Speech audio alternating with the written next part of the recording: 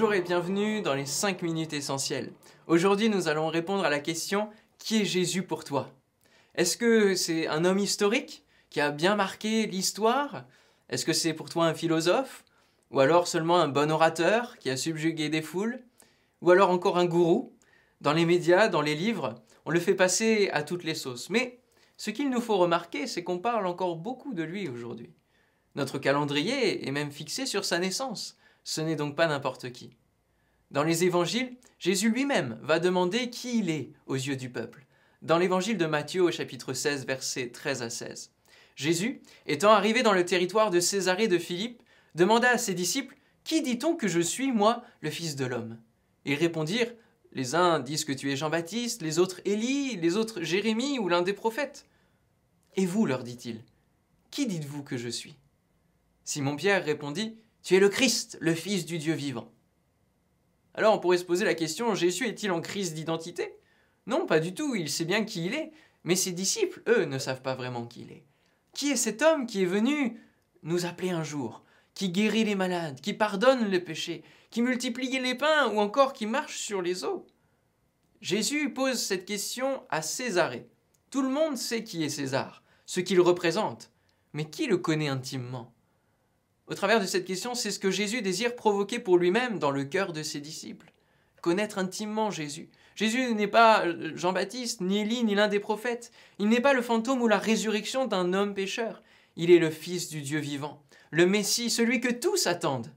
Mais les gens sont plutôt prêts à croire que Jésus est un revenant plutôt que d'admettre qu'il est le Messie. Pourquoi? Parce qu'ils le voient déjà comme le fils du charpentier et seulement comme le fils d'un homme.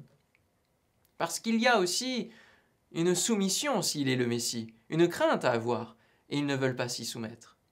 Et puis, parce qu'ils se sont aussi fait une image du Messie qui devait venir les délivrer de la domination romaine. Alors qui est Jésus pour toi? Pierre répondra, tu es le Christ, le Fils du Dieu vivant. Ce à quoi Jésus va répondre au verset 17, tu es heureux, Simon, fils de Jonas, car ce ne sont pas la chair et le sang, autrement dit ton intelligence, qui t'ont révélé cela, mais c'est mon Père qui est dans les cieux. Jésus est bien le Christ, et cette déclaration de foi qui sort de la bouche de Pierre est très importante pour nous aider à répondre à notre question du jour. Ce n'est pas notre considération humaine qui va déterminer qui est Jésus, mais bien la foi que Dieu va mettre en nous, que nous allons laisser agir, et qui est animée par Dieu. Car si nous voyons un petit Jésus qui est encore dans la crèche, alors il restera petit dans notre considération. Si nous le voyons encore seulement crucifié sur la croix, non pas ressuscité, cela ne produira rien. Et si nous voyons un Jésus seulement comme un prophète, il ne changera pas fondamentalement notre existence. Notre réponse à la question qui est Jésus pour moi déterminera la dimension de votre vie chrétienne. Si tu crois dans ton cœur que Jésus est le Dieu puissant, alors tu vivras une vie chrétienne en conséquence de ce que tu crois. Si tu crois qu'il est ressuscité, alors tu vivras la puissance de la résurrection.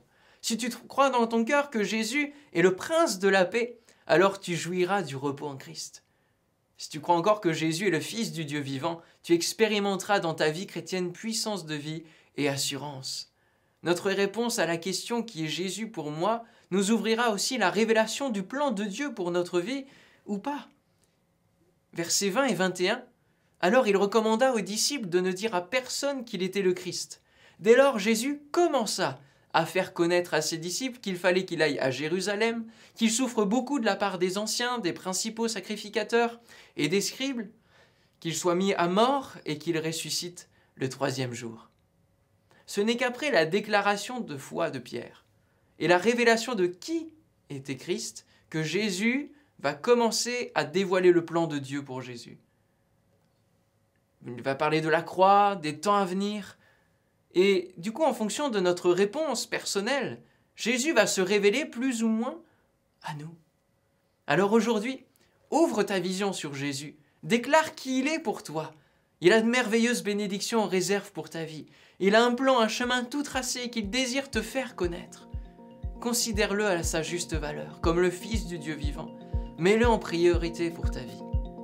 Et il te bénira, et tu verras sa révélation venir. Que Dieu te bénisse.